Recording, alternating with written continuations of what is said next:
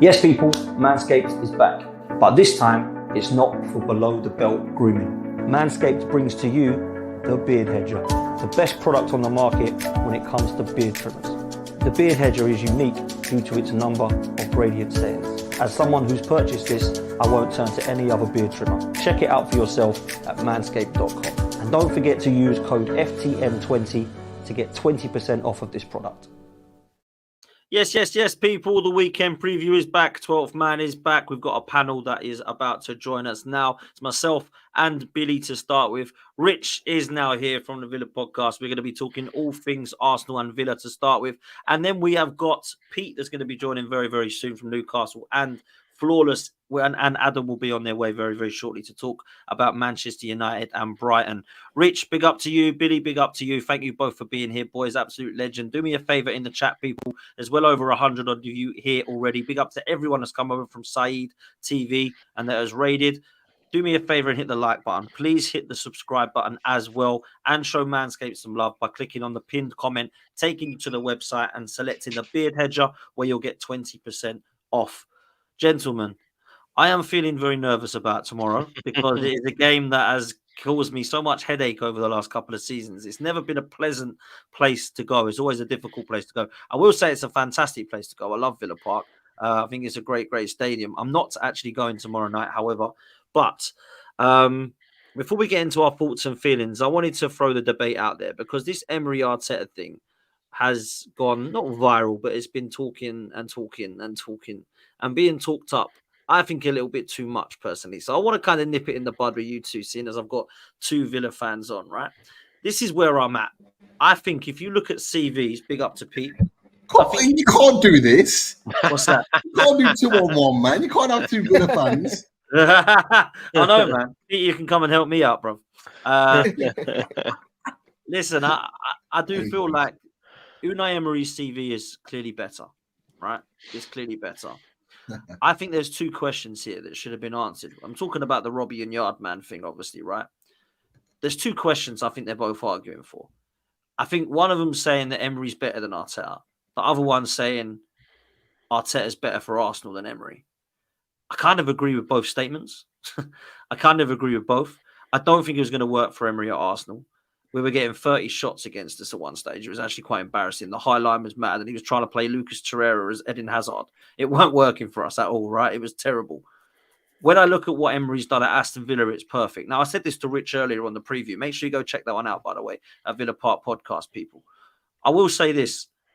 When Unai Emery took over, I don't think Aston Villa should have been in 16th. There's no way. I understand what Gerrard was doing was mad, but they weren't a 16th position place. They were probably about 8th, in my opinion. Unai Emery, however, taking him into the Champions League is ridiculous. Like, that for me is superb, what he's done. So I will say I think Emery is a better manager than Mikel Arteta because his CV suggests that he's won trophies. Right now, however, I don't think people can deny what Mikel Arteta has done to get Arsenal challenging for trophies again. The problem we've got is his CV says, I don't really win much at Arsenal because he's won an FA Cup, believe it or not, with Unai Emery's side that he left behind. And since he spent £600 million on his side, hasn't got across the line. Now, hopefully that changes this season. But I want to go to Pete first on this because we know what Billy and Rich are going to be like. They obviously love Emery, and I get why. So, Pete, what are you saying, bruv? Like, the real talk, two questions there. Unai Emery or Arteta, and which is the better manager for what Arsenal need right now? Well, that's clearly, as you've broken down, the two separate questions. The first one, I will say, who's the best manager for Arsenal right now? It is Mikel Arteta. Mikel Arteta is playing a style of football. He's playing the type of football that Arsenal fans want, and what they've almost been craving for since, way back in the days when Arsene Wenger was at his pomp. Like, they're almost playing that style of football now. And I think this is what Arsenal fans have been craving for, and it's getting them right to that point where they can win a trophy, that they're genuine contenders for a trophy, which they haven't been for a long time. And so I understand that part of the argument, and that's where I see it from that point of view. However, if you're asking me who's the better manager, then Unai Emery is the better manager. for the reasons that you've just said, Potts, is that the pedigree is already there. He's already put trophies in the cabinet for the clubs, various clubs that he's been at, and he's done the business. And that trumps anything. If you're looking at a manager, the first thing you're looking at, okay, what's he done in his career? What's he put on the table? And Unai Emery putting multiple European trophies on the table, regardless of what you think, whether it's Europa League, Europa Conference League, whatever you think, just because it's not a Champions League trophy, it's a European trophy. And he's done it against some very good teams as well. So that's given me or giving him so much more respect. It means I respect him so much more because of how he's done it, not just the fact that he's done it. And then to add to that, you can add on what I'm sure Rich and Billy are going to say in terms of what he's done at Aston Villa. You know, let's be honest, boys, you should have won a trophy last season. You should have. You didn't, but you should have. And he would have then guided you to that. But there's no reason why you can't be knocking on the door for a trophy again this season. And that's the type of team that he puts together. And so I get both arguments, but that's kind of where I sit with both of those. Can I throw this at you then, Pete? Just one sec before I bring the boys in, right? Because I feel like there's a couple of questions that are coming here, right? Obviously, JV is clearly, from the look at his picture, he's not a fan of Arteta. He says we're picking a rookie over a pro. It's crazy. Emery is so clear, and I wanted to bring this one up from Michael because I think this is fair. Give Emery Arteta's spending money of 600 million and tell me that he wouldn't have delivered silverware by now. I think that's fair questions. I can't say if he would or not because no one knows this question. But would Unai Emery have taken Arsenal to where Arteta's taken Arsenal in the same time period, that amount of money, Pete, do you think? Yes. And the reason why I say that is because I think he'd have had a trophy in your cabinet by now. Okay. And I'm not saying that's the Premier League. I'm saying he would have had a trophy in the cabinet. So it could have been Europa League or FA Cup or something like that. Yeah. That's the point that I'm making. I think he would have had a trophy. I think maybe some people say to the credit of Arteta, some may say to the detriment of him. I actually think him going full throttle in the Premier League has had its impacts on other competitions. I remember Robbie the other year when it was Europa League talking about, bigger fish to fry, Premier League, let's push that. It was almost like Europa League was second nature. And then the season ended and a lot of Arsenal fans were going, I took Europa League trophy. I took a European trophy. And it's like you almost kind of discarded it. And this is part of the conversation this season. Mikel Arteta can't afford to do that. For me, he has to put a trophy on the table. Doesn't matter what it is, Carabao Cup, FA Cup, Premier League, whatever it is, Champions League, whatever it is, he needs to put a trophy on the table in the cabinet, in order to justify the money that you just said that he's invested so far during his tenure. And just to add before I finish, like the lad, the guy that put on the comment about Arteta being a rookie, he's not a rookie. I don't see him as a rookie, not anymore. He's been a manager for a number of years now. Like how long's he been at you? 5 years, man. 5 years. Come on, like he can't be a rookie anymore. No longer a rookie, and he has had 5 years at one of the biggest clubs, not just in this country, in Europe, and had a significant amount of money to spend to be able to buy the players that he wants, to be able to gel the style of football and connectivity that he wants. No longer a rookie for me, and he won't be treated like that, I'm sure, by lots of other people across the board. Yeah, and like Chaitanya said there, he's actually one of the longest serving managers in the Premier League, which is mad when you think of it like that. I'm going to throw this super chat and then come to Billy. Chaitanya, big up yourself, bro. Says, if Arteta wants to be better, he's got to beat Emery. That's exactly what I said to you, Rich, earlier. Villa did a job on us both home and away, which cost us the league. One game is all it takes, and that's what it took last season. What do you make of this, Bill? Because obviously, Unai Emery, I'd love to get your opinion. I know you love the manager, and I understand why, but I'd love to get your opinion on what Emery might have done at Arsenal if he would have stayed with the backing that Arteta's had. Because let's be real, he has been backed. He's been given 600 million. He's told his job's safe every single year. Doesn't matter. You've come 8th and 5th. We're still backing you. Do you think Emery would have done a better job, the same job, would have delivered a trophy by now? What's your thoughts, bro? Yeah, I think if you'd have swapped Emery and Arteta's tenure around. Exactly, yeah. Then I think it'd be a completely different story, and I think he'd certainly have had a trophy in the cabinet with the backing that that Arteta's had. I definitely think that he'd have a trophy in the cabinet by now. As Pete mentioned, the European success speaks for itself. So whatever trophy it may be, I certainly think that he'd have one in the cabinet. Yeah, and the only thing that you can maybe suggest is whether he'd have Arsenal fighting for titles like Arteta's done. And credit to Arteta, he's come in, got rid of all the garbage, all the bad energy, all the big egos, and he's built his squad.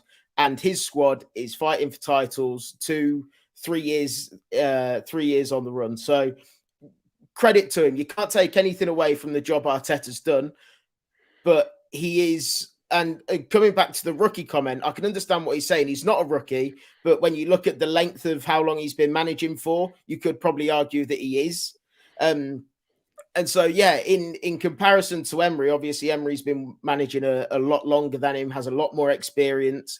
And I think that's kind of, with Emery anyway, I think that's helped us massively at Villa, because Emery's gone away. He's experienced what he experienced at Arsenal, the ridicule from the media and things like that. He's learned, he's grown, and we're reaping the rewards for it. And I couldn't be happier that it failed at Arsenal. And thankfully he's come to Villa, and we are where we are. But one of the spin that I'd like to put on this, because everyone talks about Emery at Arsenal, which is understandable, and the job Arteta's done and whatnot. But I thought about it, and I put it in the group chat the other day. What would happen if Arteta came to Villa when Emery did? Do you know what I mean? Would Villa be where we are now? I don't think so. I mean, I agree with you, Potts. 16th under Gerrard was an absolute shambles, and it's not a squad that's worthy of being 16th at all. But Arteta comes in there instead of Emery, and I don't think we get near Europe in that first season. I'll go one more. Would Arteta have won Villarreal the Europa League? Would Arteta have taken Aston Villa where he is? This is where you've got to put some respect on Unai Emery, to be fair. Because I think some people do, like, they go, oh, yeah, I wouldn't want Emery. Oh, my God. And it's like he's an absolute dreadful manager. This guy got us to a Europa League with Bellerin, Mustafi, El Neni, Guendouzi, Iwobi, and Welbeck. Like, let's be real. That was not a good team. And we got to a Europa League final, was 1 point off a fourth. Like, he did a good job, man.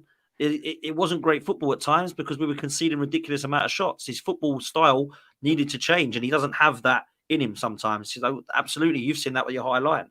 But for me, what he's done is fair, man. Like, real talk. And I think he does deserve respect.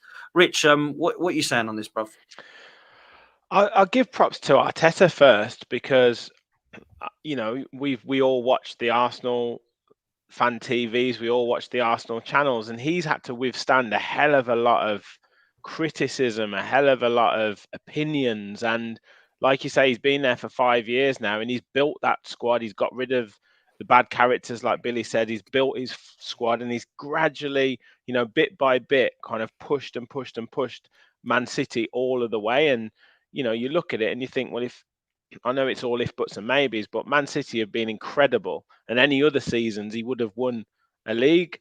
And he's also changed the culture at the club, whereby now he's getting that respect from Arsenal supporters, and by and large, everyone's fully behind him. So a lot of credit to Arteta on that sense, because we all know as football fans, we certainly aren't the most patient of a bunch. So I would do give him respect on that. With Emery, we said it before, it's the right manager for the right club at the right time. And that's exactly what it was. The players were absolutely crying out for a manager who had a plan, who had a strategy, and who could get something out of them that Steven Gerrard wasn't getting out of them. And that's exactly what he's done. And also, they're both absolute football obsessives as well. You've almost got to be like that now. Arteta eats, sleeps, and breathes football. Emery's exactly the same. So I think they're both really, really good managers, and they're the right managers for the right clubs. But like we've said there, in terms of trophies, you put Emery ahead of Arteta. But in terms of the situations for the manager of those individual clubs. I think both teams have got the right man at the helm. Let me throw in a spanner in the works then to finish this, right? Let me give you a scenario. Emery gets Champions League football this season. I think that's a fairly good season, in my opinion, for Aston Villa. Arteta wins the league with Arsenal. Who's the better manager now? I still think it's Emery, because don't get me wrong, that achievement for Arteta is phenomenal. It's fantastic. But the trophy cabinet speaks for itself. I personally don't think that one trophy puts Arteta above Emery, in my opinion. Anyone else agree or disagree with that? Just say it again. It's a tough one, isn't it? Because I've just said there, the level of Man City and the work that it has had to take to get above them, you could argue would be one of the greatest achievements in football. So it would be a fair debate to say, like, you know, that Arteta and you look at the gradual improvement over those years as well, the work that's had to go in. You could say, you know, it would be a huge achievement. Whether it would put him ahead of Emery, I think that would probably be really difficult, but it would be a phenomenal achievement. I think it's a proper debate then. If Arteta wins the league, it's a more credible debate for sure. Exactly, because he's got a CV then that says, yeah, well, I won the league as Emery. No, oh, well, I'm better then. Do you know what I mean? It's hard to deny that. Now, of course, he's a longer in management as well. In Emery, people have got to understand that Arteta, as much as I agree, he's not a novice anymore. He's only had 5 opportunities to win something, whereas Emery's had about 25. So when you look at it like that, it's got to be fair as well. I don't know where you're at though, Pete. If Arteta was to get a Champions League or a Premier League across the line this season, would he then be better than Emery for you, Pete?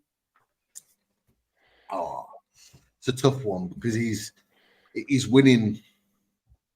Rich has touched on it as well. He's not only winning the Premier League, which is arguably the best league in the world, he's doing it arguably against the best team that's probably played in the Premier League over the 30 plus years. Yeah. And so that earns respect off the back of that too. Does it make him a better manager overall? I don't know. I think it's a close one, but you know, what you could say is it's more of an argument. Yeah. It's more of a conversation. I think he's probably going to do what he's done to me. It's maybe go sit back and go, oh, you know, is he better if he wins it? I don't know. Maybe if he wins more than one trophy this season, and he can prove that he can win the league and a cup or something, maybe you're then looking at a manager that's properly becoming a trophy-winning manager. I mean, I'll probably say no. However, if he goes on to do it again the next season or wins trophies multiple seasons for Arsenal, then I'd probably have a different answer for you. Yeah, that's the thing for me, Pete. It's about now, if he was to go on and win the league or win a trophy even, it's about regular trophy winning over the next few seasons as well to establish that standard. A trophy should then become a standard for Arsenal and Arteta, I think. Already should be, man. Already should be. Well, yeah. Also, you said there, Dan, if Emery gets Villa in the Champions League again for a second consecutive season, that would be a phenomenal achievement in itself. It would be a great season. Anyway, while playing Champions League as well. Yeah. But I mean, Billy, you know, Villa might be winning the league themselves, so let's never say never. But I'm not going to get myself too far. Hey, you never know. Listen, let's get into the game because it will be a cracker. I think it's probably the biggest game of it's definitely the biggest game of the weekend as far as I'm concerned. As far as Arsenal are concerned, I honestly believe this is one of the biggest games that we're going to play. And the reason I say that is because mentally it is massive. We've not beaten Emery for a long time. In 5 attempts, I think we've only beaten him once since he's left us.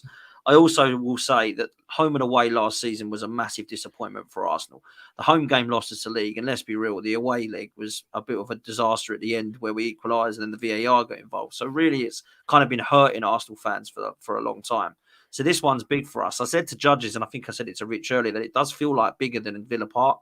Feels like we're going to Anfield here or the Etihad, which I suppose is probably the biggest compliment to Villa that I can give because you're now a top of the table clash team, right? But what I will say is this.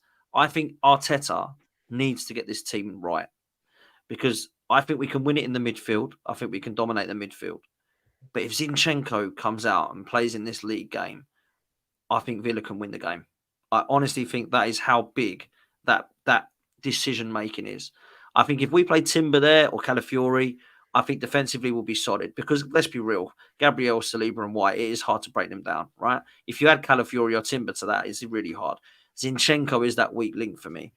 I also feel like it's really important what we do with our subs this game because I do believe with your high line and potentially 60, 65 minutes, if we knacker you down with our press, I think Martinelli coming off from the bench and Jesus could be really good for us.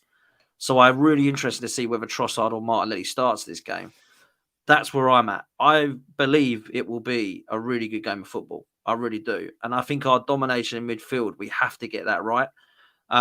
Because for me, I've looked at your kind of team news that you predict, which I'll come on to next with you two lads. And I do feel that we can win that midfield battle and we absolutely have to get our left-back decision right because if it's Zinchenko, I'm kind of worrying. But Billy, where are you at, brother, into this game? Yeah, I agree with you, to be honest with you. I think it's going to be a fantastic game for the neutral. I'm a bit disappointed that I can't watch it as a neutral, to be honest with you. But yeah, I think, and I don't want to sound Michael Owen on it, but I think it can be, I think any three of the results are a genuine possibility, win, lose or draw. Because I think it really is going to be a really close game and it's a good litmus test to see where each club is at. And I think it's going to be a really good game. I think it's a really good opportunity to play Arsenal as well, with it being the beginning of the season. You played well against Wolves. I don't think you pulled up too many trees, to be perfectly honest with you, but you did a professional job, got the job done over the line and the 3 points, which is the most important thing, obviously. But I think now, coming to Villa Park, first home game of the season, in a historic season in the Champions League, Villa Park is going to be bouncing under the lights somewhat. And yeah, I think everyone is going to be up for that game inside Villa Park. And I think the whole end is going to be the 12th man. And I can really see that dragging us over the line. It is going to be, I think the game will be won in midfield. And if Onana can put in another performance like he put in against West Ham, if Tielemans can control the game like he did against West Ham, then I think we've got a really good chance of getting something here. Interesting, man. Listen, before I come to you, Rich, there is some breaking news. In the private chat, just literally spoken to Pete about it. David Ornstein has dropped an Ornstein bomb as far as Arsenal are concerned. And it looks like it's on Fabio Vieira. Apparently, Porto have agreed a deal to re-sign Fabio Vieira on loan from Arsenal. He's not in the Arsenal squad for the Villa game. Porto are finalising a move to bring the midfielder back after the 2022 sale to Arsenal. Marino's arrival and Ethan Nwaneri's rise has reduced his minutes, and the 24-year-old needs regular action. This is great news. I do not rate Fabio Vieira one bit. I do not think he's suited to our league. I don't think he's going to be suited to the Premier League, and I don't think he's going to get any game time now at Arsenal with Ethan Nwaneri coming through, because he is definitely better than him. I think that's fair to say. I actually think this is a really good piece of business, because I do not want Fabio Vieira as that kind of cover. What does it mean? Because we've only really got Ethan Nwaneri now after Smith Rowe is gone. So do we need to bring in another attacking midfielder? That's a real question now, because Ødegaard doesn't really have any cover. It is Ethan Nwaneri or Kai Havertz. So do we need to bring in another attacking midfielder now? There's rumours of we need a striker, we need a winger. We might need a striker, a winger, and an attacking midfielder now, it seems, if we get rid of Fabio Vieira as well. So I think for me, that one's a massive, massive bit. I did not expect that. Smith Rowe when you need him. Well, I mean, this is what I'll say, Bill. If you're going to get rid of Fabio Vieira, Smith Rowe, potentially Reece Nelson and Eddie Nketiah and bring nobody in, we ain't winning the league. So someone's coming in, at least one. I don't know if it's going to be two potentially in the last 7 days that come in. There's rumours of Nico Williams again today. I'd love that, but I can't see that happening. I think Ornstein's basically said that he's going to stay for one more year. There's rumours, of course, that we're going back in for Osimhen, but I don't know what's happening with him and Chelsea and PSG. There's a lot of rumours of Arsenal, and I personally feel like we do need to look at those two positions now, because attacking-wise, we ain't got many. We ain't got much cover now. If Eddie Nketiah is leaving, that leaves us with Havertz and Jesus up top. We've got Trossard and Martinelli and Saka. That's it. You know, in the middle, we've got Odegaard. That's it. Ethan Nwaneri, he looks a talent. But likewise with what Pete's done with Lewis Miley and Elliot Anderson, they only get you so far. Do you know what I mean? They're quality, but when you're going for a title, do you really want to be relying on Ethan Nwaneri to be coming on every game? Potentially not at 17 years old. So this is a real interesting one that Fabio Vieira has gone. So I am expecting Arsenal to react in this window for that news now. So we'll see what happens. But listen, I thought I'd bring that up now, seeing as it was breaking news, and people in the chat would definitely want to know about that. So yeah, there we go. Fabio Vieira, goodbye. Honestly, I don't want to be mean, but it was so hard watching him, man. He was so weak and lightweight and just got pushed off the ball. Like, don't get me wrong, he's got a good way to pass and a nice delivery and a left foot, but that's about as far as it goes as far as I'm concerned. So we'll see what happens. But Rich, let me come to your thoughts on this game tomorrow. Yeah, it's a massive one, isn't it? We talked before, and it's got top of the table clash written all over it at this stage of the season. But we were talking, and as you said, the midfield is the key, with Rice, Odegaard, Partey in that midfield, Villa with Onana, Tielemans, McGinn, and probably Rodgers in there as well. And that is ultimately where the game will be won and lost. And also, can Watkins rediscover some of the form that he had from last season? He's always generally done well against Arsenal. I think he scored 5 goals against Arsenal since he's been at Villa. Can he do it? Can we defend well again on set pieces? We spoke about that. Arsenal being very, very strong on set pieces. And then the other area is the substitutions. Now, Emery's done a lot of work in the summer with Monchi on improving that squad. And I said in the West Ham game, you know, the winning goal was combined was Maatsen, Ramsey, and Duran. And could it be decided again with substitutions? Because I think both teams now they've been such close games over the last couple of years since Emery's come in, that it could well be substitutions or key moment in the game that really does decide it. And yeah, it's just absolutely mouth-watering prospect to come up. Yeah, it's going to be a great game, man. And Pete, I'll get your thoughts where you see this one going, my friend. I think it's going to be a really good game. Definitely going to keep my eye on this one, that's for sure. It's a tough one. It's a tough one because I think the emphasis here is on Billy and Rich in Aston Villa. I think the emphasis is on you boys to really kind of go out and kind of have a go at Arsenal. There's no better time to play one of the top teams at this point of the season when you're not quite up to speed. So for me, I think the emphasis is on Villa. Do I see Arsenal winning it?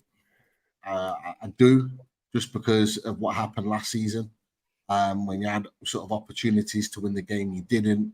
Villa took full advantage and deserved to win, and so therefore, I think Arsenal will come out all guns blazing. I do think it'll be a close game, but I'll probably, if I'm going to go for a scoreline, I'll probably say 2-1 Arsenal. I hope so, mate. I really hope so. I'm going to go through the 11 that I believe we should play, and I hope Arteta does go with. And then I'm going to ask Billy and Rich for their Aston Villa 11. Listen, it's going to be Raya in goal. It's going to be White, Saliba, Gabriel, and I hope Timber, not Zinchenko. In midfield, I think it will start with Partey, Rice, and Odegaard, and I wouldn't be surprised if Rice was to drop into that 6 around the 60th minute because Partey's legs just completely went against Wolves, and he was terrible, to be fair. So I think it will be Partey, Rice, and Odegaard. And then I think it will probably be Martinelli, Saka, and Havertz, but I think it should be Trossard, and bringing Martinelli on with his pace for the last sort of 25 minutes, I think could really affect Villa. So that's what I would do. But it looks as if he's going with Martinelli in the first game. If he starts with Zinchenko and Martinelli on that left, I'll be disappointed because Zinchenko can be got at. You know what happened with Bailey and Watkins last time. So for me, you've got to learn from their mistakes and not be stubborn. So that's what I think the 11 should be. Those in the chat that are just catching up, yet we've just broken the news that Fabio Vieira is going on loan to Porto. We have seen that news. So if you want to wind it back, then we have got a reaction on that as well. Billy, what's the 11 for Villa going to be? It's a tricky one in defence, really, because Matty Cash obviously went off with I think it was a slight hamstring thing against West Ham. So that right back position is a little bit of a question mark. Whether we fancy Kosta Nedeljkovic, young Serbian lad, to come in and play in such a big game, I'm not sure. So I think we'll probably see Konza play right back and Diego Carlos come in at centre back. But aside from that, I think it'll be the same team against West Ham as we played against West Ham, with obviously Martinez in goal, Konza at right back, as I said, Carlos and Pau Torres centre backs, with Luca Dean playing left back. Maatsen probably come on about 60 minutes or so to get a boost of fresh energy. In midfield, I expect Bailey to be off the right, Tielemans and Onana in the centre, Rodgers just on the left, with McGinn as the second striker role kind of thing, but drop into midfield to help out and crowd it out a little bit, with Watkins being the main man up front.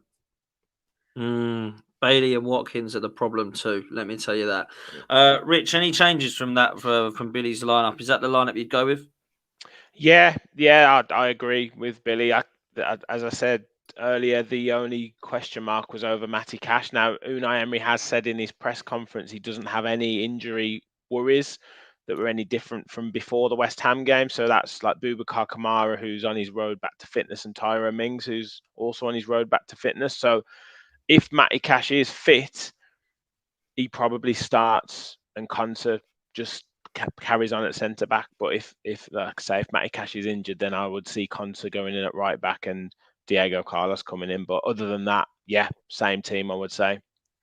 What are you looking at, Rich, then, in terms of Arsenal's team like selection and who can be the danger threat? Because I've said to you, I think Bailey and Watkins, we just got to keep them quiet. What about Arsenal? Well, obviously Saka. I think he's massive. Kai Havertz, I mean, the VAR decision that went against him, he can certainly be a threat. And like, I think Villa can sometimes get a little bit confused with a player who drops off, into midfield and can't be easily picked up. And I think Havertz can cause some problems there, particularly if you get runners going in behind. And then, as we know with Matty Cash, there's games where he can be fantastic. If you give him a specific task and you say, right, just defend against this player, then he's great. But if you ask him to do that defensive work and then get up and overlap Leon Bailey and kind of come into midfield and get involved in possession, and you ask him to do too many tasks, that's where he gets confused. So he could potentially be that weak link, much like you said with Zinchenko. So I could see you hurting us down the same hand side as well. Yeah, it's mad to think that we both got similar in there, because for me, I honestly do not want to see Zinchenko on that pitch. And listen, he's good offensively. Defensively, he's terrible, man. And I was praying Matty Cash would play, because I think he's definitely a weak link, but it looks like he's not going to. So listen, I can see this one being really tight. We might as well get some score predictions off of you lads.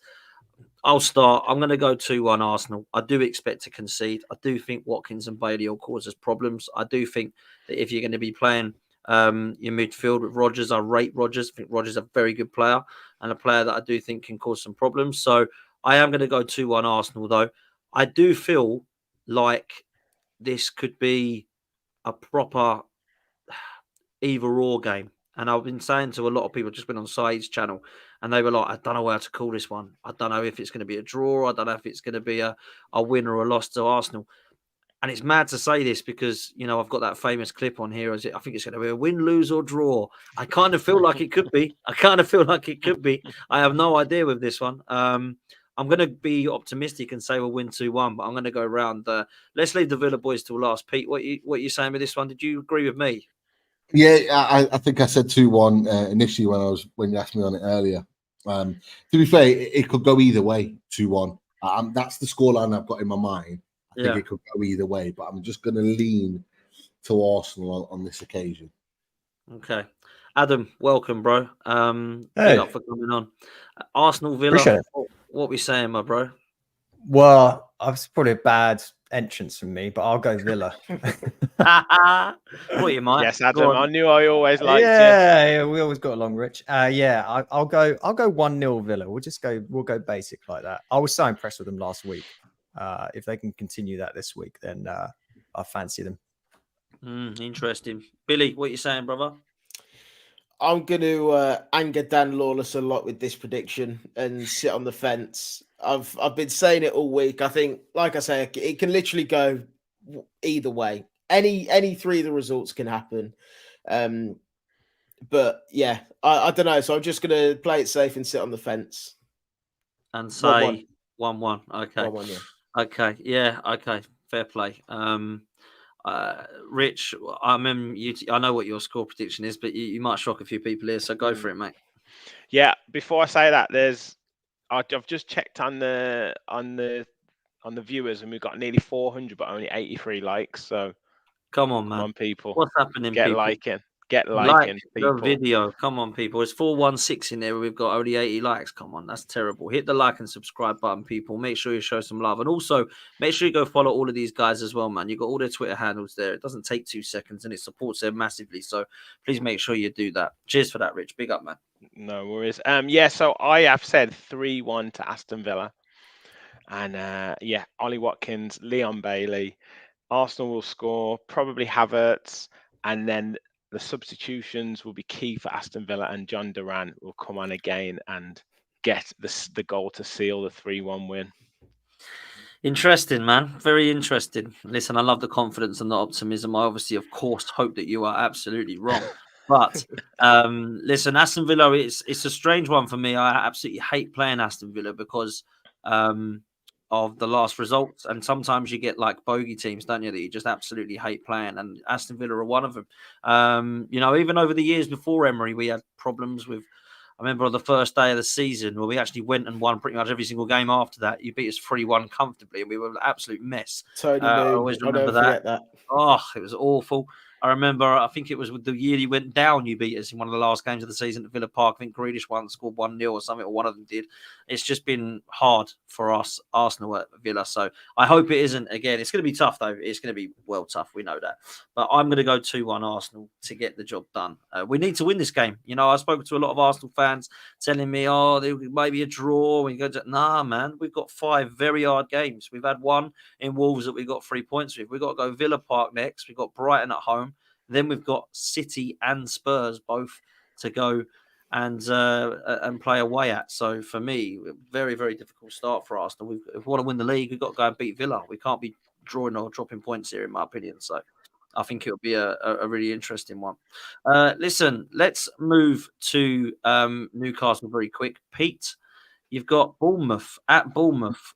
What is going to happen here? Because I was just doing predictions with Saeed and everyone stumped on this one. I went 2-1 Newcastle, but I am so unsure about Bournemouth this season after losing Solanke and getting Evan Nilsson. So what are you saying, brother?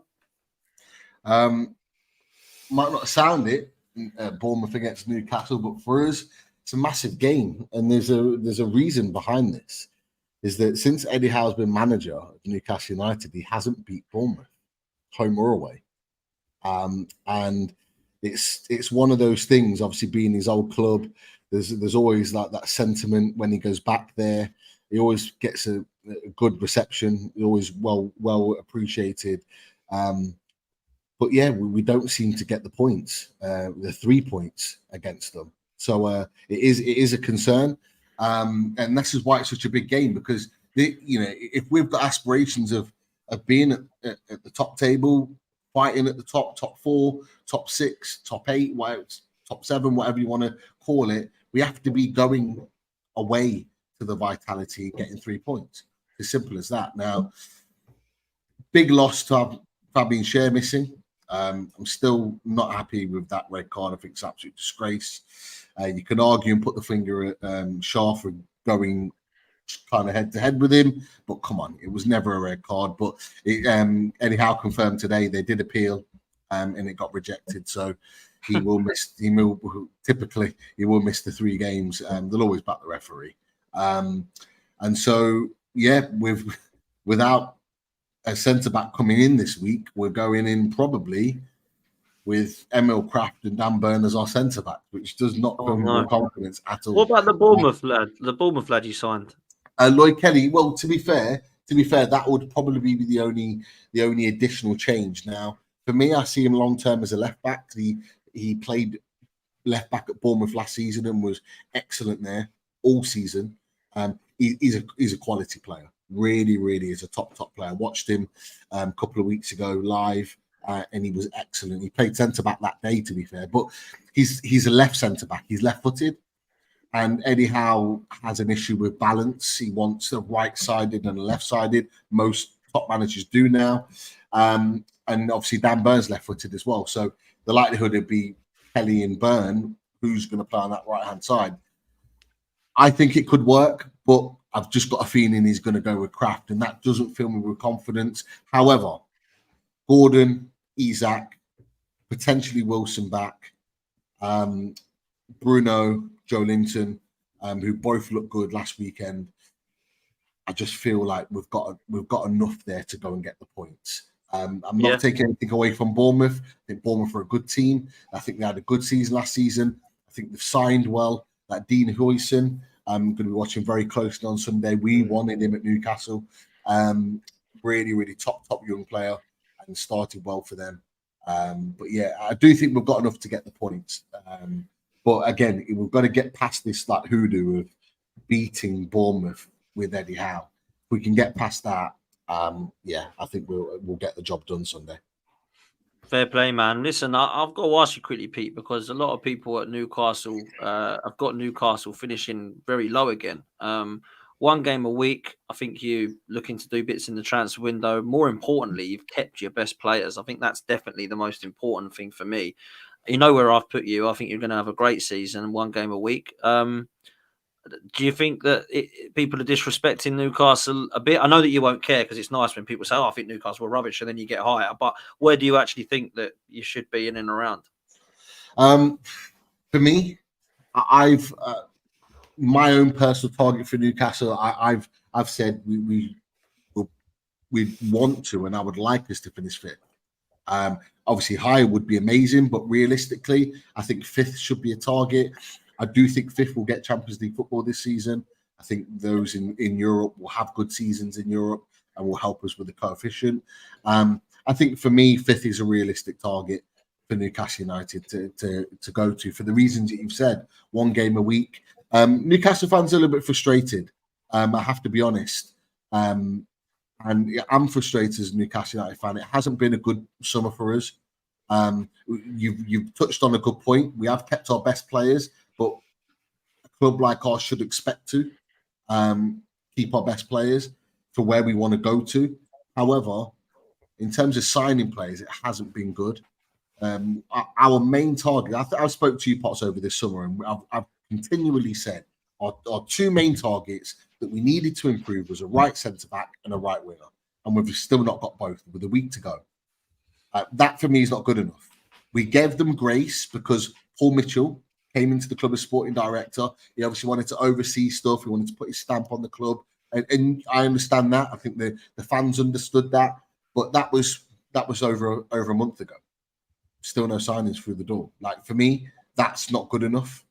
It just isn't for us going into this season.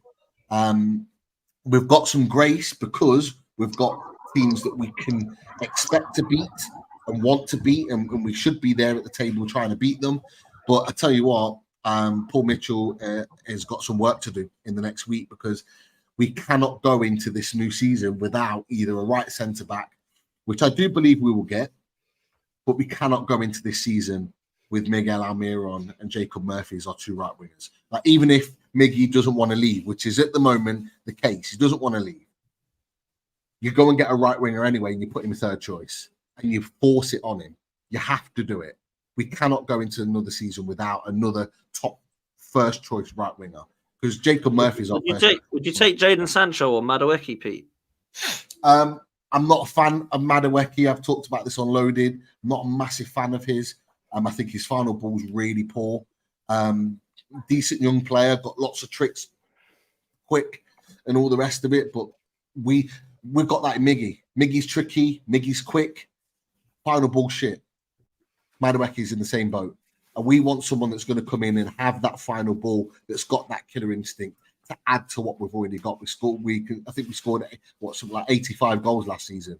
We want to add to that. We want to bring someone that's going to add something extra. Reece Nelson? Would you Reece Nelson if you want? You want Reece Nelson?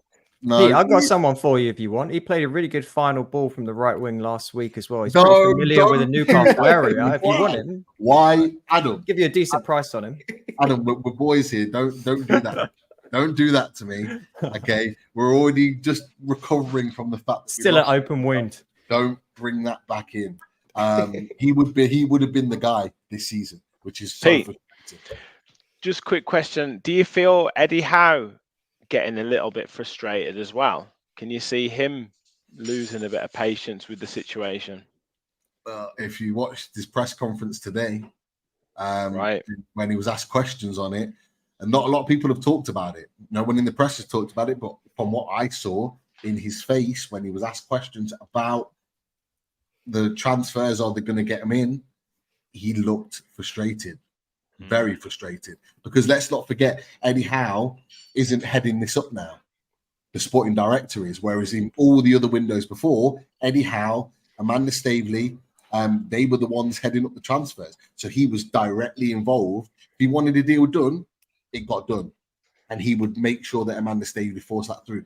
He's now having to leave that for Paul Mitchell to do. He looked a frustrated figure. He really, really did. And he knows. And I've said it to you, Potts. I've said it on Race for Europe last season, back end of last season, said it on Loaded all summer. He knows if he doesn't get European football this season, he will not be in a job. It's as simple as that. PIF will sack him. He knows he will lose his job. So he's frustrated, and I understand why he would be. He's frustrated because he wants the tools to do the job properly, and he's not been given the tools. We knew what we wanted. The remit was there. Right centre back, right winger. Still haven't got them. Why? That's the question. Yeah, he'll be asking right now, and I understand his frustrations. The only thing I'll add to that is Newcastle United fans have been incredibly patient this summer. We haven't whined or bitched or moaned about the fact that we only brought 2 goalkeepers in and a free transfer. You know, why has this not been done? We have a right to be frustrated. We've been patient all the way through. We're a week away. These deals need to get done. It's as simple as that. Yeah, they do. They do. Pete, Listen, I think you'll get Gehi. I think you'll get Gehi. It's just about who you're going to get on top of that. But he's playing tomorrow. He's playing tomorrow. Okay, he's captain playing tomorrow. Been confirmed. We would have needed it, but I do think after that, if I'm honest, I do think that gets done. Pete, just getting onto the right wing position. I know it's not ideal, but would you not like to see Harvey Barnes out there? At least try it. Someone other than Jacob Murphy and Miggy. I would. I think that would play nicely into his game. Or even Gordon out there. Gordon against Tottenham when the last time he played out there, and he absolutely destroyed Tottenham. Udogie, who's been talked about as one of the best left backs in the league, he absolutely destroyed him last season playing out on that right hand side. So for me, I would probably play Gordon out there and play Barnes on the left side. I would do that, but obviously Eddie Howe has his way of playing. It takes credit away from Jacob Murphy. Jacob Murphy has come in and done really well on that right hand side, but he's not consistent enough. So for me, I don't know if you've read it, if you've seen it. Harvey Barnes came. There was rumours yesterday that Harvey Barnes was really, really annoyed at not starting at the weekend against Southampton, considering he played all pre-season. Gordon had come on and played 45 minutes in a pre-season match the week before, no preseason training and started the next week. So he was annoyed. So that's for me, asking me that question about the right wing. How do you make the situation better? I'm starting Barnes on Sunday. I'm starting him, and I'm starting Gordon. Personally, I think a player like Barnes has to be starting as well, because he's such a good player, And if he's getting frustrated, I mean, I'd happily take him. Now, yeah, I'll rate him. I've always liked Harvey Barnes. I like him. I think him and always scores against us as well. Isn't that my argument though? I've just said, like, if I'm going to get a right winger, I want a right winger who's a killer, who's in the final third, who puts the ball in the net. There's no better player than Harvey Barnes. Like, to come in, who's already in the squad that can do that. He can do it from the left or the right. Gordon's Gordon. He had a fantastic season last season, wanting to do the same again. Why not? Until we get that right, we're in. Why not? I would do that, but I just don't think Eddie Howe will. But let's see. Hopefully, he proves me wrong. Yeah. Let's see, indeed, man. Listen, before we come to Brighton, Man United, I want to say a huge thank you to Jamie Phillips, man. Make sure you go do me a favor and follow Jamie Talks Football. All you guys have come over. He's rated us. Thank you so much for that. Absolute love for that, people. Please make sure you do me a favor and make sure that you hit the like button, people. And make sure you subscribe to the channel. Big up to Jamie, man. Much appreciate that, my bro. Take care. And listen, we'll have to get you on soon and collab soon, man. Right, let's move, shall we? Manchester United are going to Brighton. Adam, there's some breaking news today about Brighton signing Ferdi Kadioglu. So I want to get your thoughts on that as a left back. Brighton are making some moves. You've got no defenders on midfielders, but it's all about fullbacks and strikers, mate. So it's firepower and fullbacks, mate. Matt Hummels rumours today. I saw today about Hummels. You're interested in Hummels as well. 35-year-old Matt Hummels. What an experience said that'd be. Talk to me about Ferdi Kadioglu in your transfer window before we go into the Man United game, bro.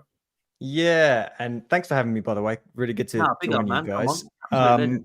Yeah, we don't need midfielders. You only need the front and the top and the bottom of the pitch, really, don't you?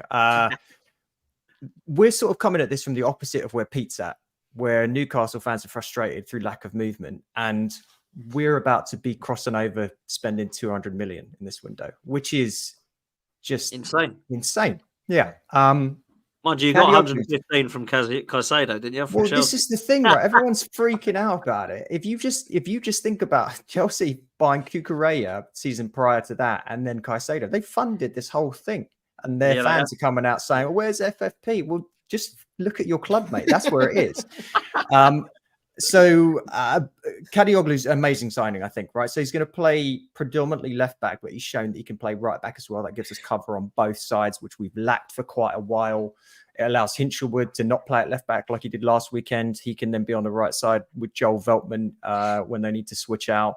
And then on the left side at left back, we've gone from a position of weakness to now having Pervez Estupinian when he comes back from injury and Ferdi Kadioglu, which is now, I mean, probably the best set of left backs we've ever had as a club. We're not done either. Matt O'Reilly is probably about to come in from Celtic to finally give us more depth in central mid. And as you say, heard amazing things about him. He scored a lot of goals last season as well. Centre back as well. Hummels, I don't think Hummels is going to happen. He's rumoured with us because of the manager links, but also to, I think, Mallorca and now Sociedad. And look, frankly, if you offered me a little Spanish island when I'm going to retirement, I think I'm probably doing that, but we'll see. We've also been linked with a lad from PSV, Bossagli, 26-year-old centre-back there from Monaco. So I think we'll sign 2 more players before the window's out, but there's going to be some going out as well. The squad's quite big now, especially given that we've got no European football this year. Listen, before I bring Flawless in, what's your thoughts on this weekend, my bro? You've got Manchester United. It is at home. I think this could be a good game, Adam.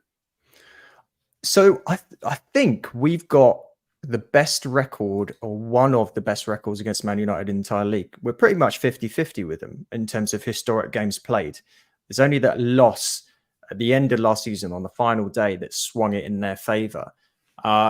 I feel weirdly confident about this game at home against them. We looked good last week against, frankly, a crap Everton, let's be honest.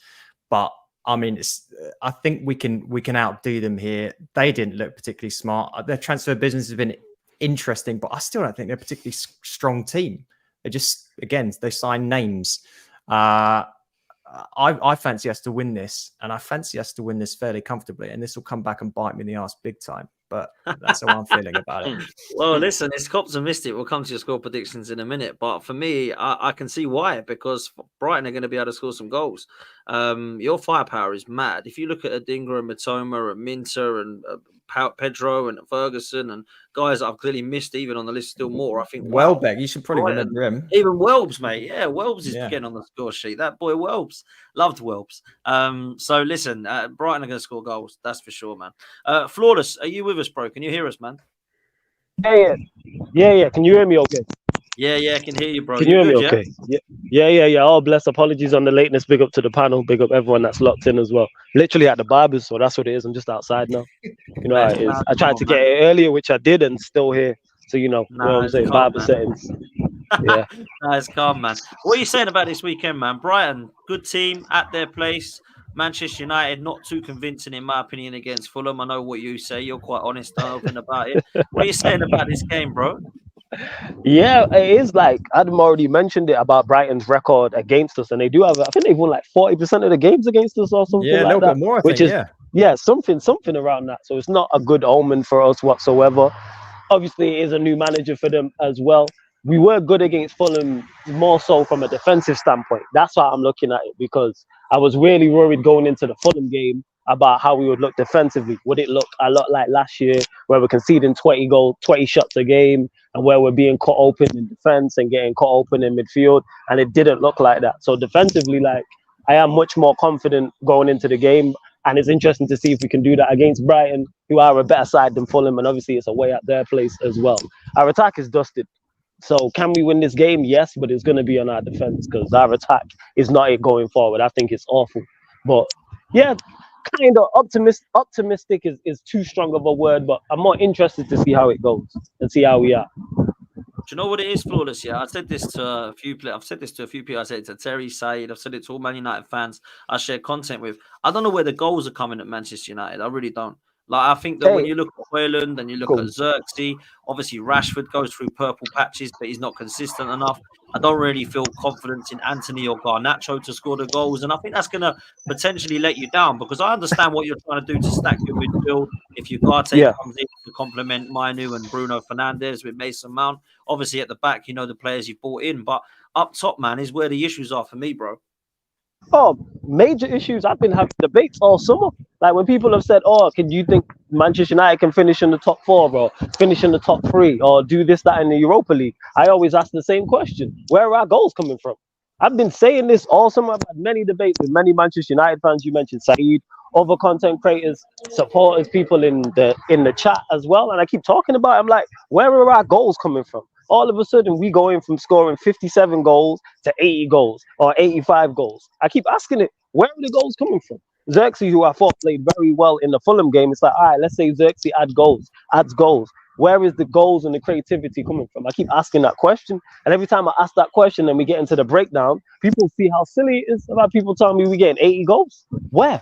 Oh, yeah, this player getting 10, this player getting 15, this player. Our attack's been rubbish under Ten Hag the entire time he's been here. We got 57 last year. We got 58 in his first season. Why are we jumping to 75, 80 with the same players? Now, if we brought in a couple of players, I'd understand it. If we brought in a winger, we brought in another striker, if we brought in a 10, I'd kind of understand it. But it's the same players with the same manager. But all of a sudden, because we got Van Nistelrooy and we got Hack and Ineos have taken over, we jumping from scoring 58 to 85.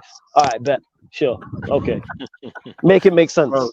No, man, you're talking facts, bro. I can't lie. And like, Adam, you hear Flawless there, like, you're smirking and smiling like I was. And I must say, like, you must go into the Brighton game, Man United game, I should say, feeling like that, because I don't think they do have much up top, and that must fill you with confidence, Adam. It does, but the new tactics that Hertzler employs are a little bit different to how we've been operating for the last few years. And they are more solid defensively than what we're used to, whereas De Zerbi would leak goals, and the idea would be just we can score more than you. We want to play with a little bit more directness, but what he does is he inverts the fullbacks a little bit more. They tuck in, and it leaves gaps out wide for a counter-attack. Now, I can certainly see Rashford sneaking in behind on a counter-attack and them getting a goal or something like that, but I really do believe, as Flawless said, like I think from a defensive standpoint, Man United do look a little bit better, but I think we'll be able to take them apart in certain instances, and I don't think they're going to have too much success through the middle either. So yeah, I'm still fancying us pretty heavily here, but I don't know. Maybe there's a surprise if Xerxes wants to shin another one in or something like that from a corner or whatever happens. But I'm not sure how intentional it would be. Geez, look how you're talking, and I can't even dispute it. You know what I'm saying? Apart from the Xerxes, I can't even dispute it. This is the I really would love to be like, yo, you're wrong and da, but like, if you're saying Brighton are gonna win, I can kind of hear what you're saying. Like, I can't even really argue you down and go, yeah, you're wrong. How could you think that? So yeah, fair play, quality finish by Xerxes. You know, top of the league and 200 million spent. If this is my only time to be cocky, it's going to be short lived. Listen, I personally, that's fair enough. I personally see this being a draw. But I'm gonna go around to some others now and see what you think. I actually think this one could be a draw, but it would not surprise me if Brighton were to win this game because of the firepower up top. So it wouldn't surprise me if Brighton get this at 2-1. But I am gonna go for a 1-1 draw, man. What are you saying, Billy? Talk to me. Yeah, I think this is a really hard one to call. I can see both sides. And like Adam mentioned, I can see Rashford getting in behind on a couple of occasions. It's whether his output is whether he's got the switched on or off, isn't it? Really, you never know what you're going to get with Rashford. The switch is broken, Billy. It's broken. The switch is broken. Well, there you go. Then there you go. So yeah, I mean that's probably swayed me. I'm going to say 2-1 Brighton. It's going to be a close game, I think. But yeah, man, I feel like I'm even thinking why am I going 1-1? I feel like Brighton are going to win. I actually do. I feel like they are, man. I feel like the firepower is too much, and Man United, I don't see where the goals is coming from, man. So yeah, I think I'm going to go with you, Bill. What are you saying, Rich? The thing with Manchester United is they will somehow shithouse a win. They'll stay in the game. Brighton will hit the post. Penalty after the full-time whistle 3 times. Like Oh yeah, I remember that one. Goldbridge and whoever else will be calling for a Ten Hag out, and then he'll make a couple of subs. It'll get to the 89th minute, and Scott McTominay will pop up with the winner. So I can see something like that happening where Man United just somehow stay in the game and manage to get a late winner, which has been typical Manchester United, and specifically against Aston Villa as well over the years. So, yeah, I think United will win it. I think they'll get a 1-0 win. Wow. Oh, mate, do you know what? I'm saying wow, but it wouldn't shock me either because this is the sort of thing that Man United do. They just shit house wins, don't they? Do you know what I mean? Like, even last season, at times, I was speaking to people like Flawless and Said, and they're like, look, I'll take it, but that was dusty. Do you know what I mean? So that's the way it is, man. It was straight results over performances, 100% last year. That's what it was. Facts. It was, bro. It really was. Pete, what are you saying, bro? You in the same boat, or are you going for a Brighton to win? I can't guarantee Brighton a win. Not after I guaranteed Man City are winning the FA Cup and what happened in May. As a Newcastle fan, there's no way I can guarantee Brighton are winning this game. But for the point, Rich is absolutely spot on with what I was going to say myself. Like, Man United just have a knack of getting points, goals, or winning matches when you least expect it. So everyone's talking about how Brighton will go and wipe the floor with them. And it looks all like that would likely to be the case, but I'm not sure. Like, they just stay in the game. They're like a shit that doesn't flush. They just want to get rid of it. They just hang around, stick on the side of the toilet. That's what Man United are. They are, man. Yeah, hey, damn, Pete, you only asked for a scoreline prediction, You don't have to do us like that. Damn.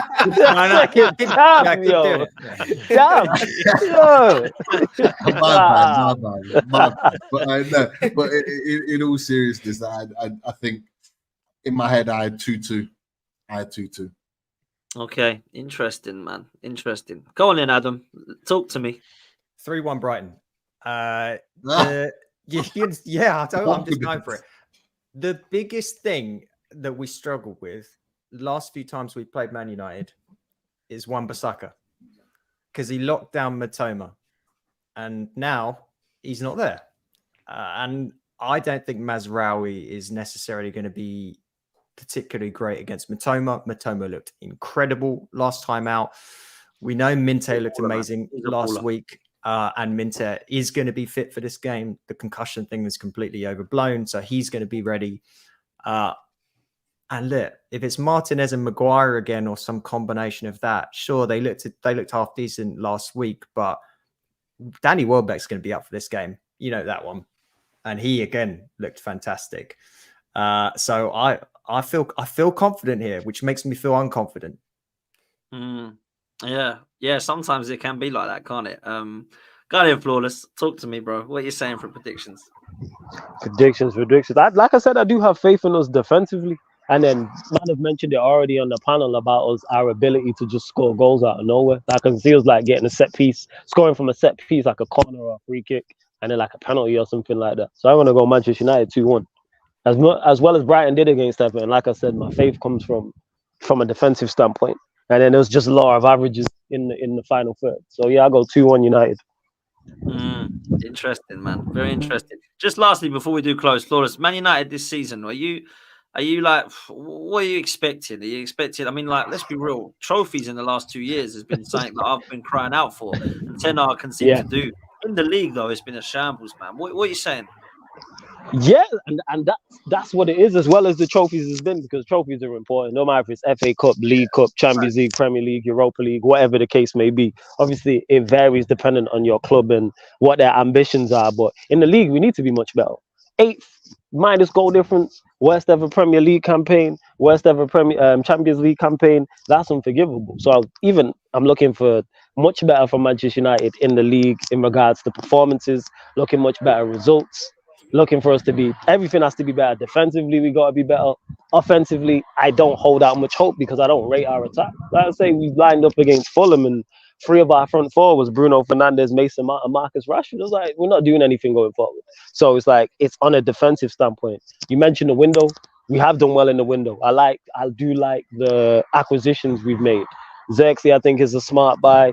Same with De Ligt, same with Mazraoui, Yoro, even though he's injured, and the speed in which we got these deals done, and also the business as well. There's too many times we've been bumped. Like Manchester United tax is a thing, and that's because of us. We'd always pay over the odds. Like if this was us last summer, we go and pay big money for Braithwaite. We pay big money for Agate. I think the same with Yoro as well, and everybody else. So I like the business we've done, but because we're so far behind in terms of quality, we still need so much more. So as good as the window's been, it's like we're still lacking. Like Agate is needed, yes, but also another central midfielder is needed. We also need a left back. We also need a left winger. We also need a striker. All this, in my opinion, this is how far short we are, and we still got the same manager. Like, yeah, people can talk about Ineos and the structure, and they've done well, in particular off the pitch. The new both coaches, Ruud van Nistelrooy going in there as one of them, but we still need more. So I'm just looking for better everything, and I hope to be proven wrong, because I don't hold out hope for this season. Because like I said, same manager, pretty much the same team, the same attack by Xerxes. So yeah, defensively we'll be better, but again, I'm not holding out much hope. I'm really not. Yeah, man, I've got Man United floating around 7th or 8th at the moment, because I just don't think you know what I'm saying? But could be interesting, man, for sure. Listen, people, we're going to come to a close. It's been absolute legends, I must say. All of you for coming on. Big up to every single one of you, man. Billy, how can people follow you, man? Just there, at AV Billy on Twitter. Big up, man. Absolute legend. Thanks for coming on again, man. Always. Legend. Yeah, always a pleasure, man. Always a pleasure. Come on. Rich, likewise, man. How can people follow you? Yeah, at Villa Park Pod on X and our Villa Park Pod YouTube channel. We're on the road to 5,000, so all the subscriptions will massively help us. So yeah, head over and have a look at our Arsenal preview with the man himself, Dan Potts, from earlier. Come on, man. Come on, 12-man community. Go over to Villa Park Pod. Make sure that you do go and hit a subscribe. Get them up to 5K people. We can do that as a community. I am absolutely certain. Pete, what you got coming up, man? How can people follow you? Oh, you're on mute, brother. My bad. Yeah, we're on tonight, 6:30, big match preview with Sam. Sam's podcast, Bournemouth podcast. So yeah, we'll be having a chat there. I'm loving this in the chat. Adam just enlightened me to the chat. I've got one Man United fan that is like literally crying his eyes out. Comments that I made about Man United. I'm glad that Flawless see the funny side to it. But yeah, he's literally. Oh, this guy. You know what it is, Pete? Hey, you know what it is, Pete? You're not wrong. Like, that's what it is. I'd love to be able to argue you down and that, but like, when you're right, you're right. Like, that's what it is. I'm going to be honest. I run bands and jokes, so I'm going to be honest. There you go. So that one Man United fan could go cry somewhere else. I ain't interested. You got your own fan base. The man here, Flawless, who knows his football. He knows his talking sense. So it is what it is. Big up, man. Big up. Listen, go follow Pete on Loaded Mag in UFC. They're on the way to 25K as well. So let's make sure we get them there, people. Adam, how can people follow you, brother? Yeah, we're together BHA on pretty much everything at this point. Yeah, come and hang out, listen to us talk about the Man United win and then what we'll do against Arsenal the following. Big up, man. Come on. We'll definitely get you on for that one next week. For sure. Love the confidence, man. Love the confidence. Let's see if you're still confident the next time we speak. Yeah, it's going to be a different vibe next time, I'll tell you that. But cheers. Big up, man. Big up. Flawless, what you got coming up, my bro? Yeah, people just follow me, like you said, Twitter and Instagram. That's me, Flawless, and then at Sarcasm City TV on YouTube. Also, Sarcasm City TV on Playback live tonight. What time are live? 11:30 p.m. 11:45 p.m. United Chelsea Spurs show. So discussing those three things. But there's a schedule on there, so you can catch everything that's coming up, people. And big up for having me as always, Potts, and shout out to the panel as well. Come on, big up, man. You're always welcome. You know that. And make sure you go follow Flawless Sarcasm City TV as well tonight. Make sure you go and get yourself tuned into that one. Listen, people, I'll be on the Hybrid Squad at 8 p.m. tonight with Sophie talking all things Arsenal Villa. So please make sure you come see me there. And other than that, we'll be back for the match reaction stuff over the weekend. Myself and lead judges and on here as well. Until then, we'll see you later. Take it easy. See you next time. And as always, up the Arsenal. Laters, people.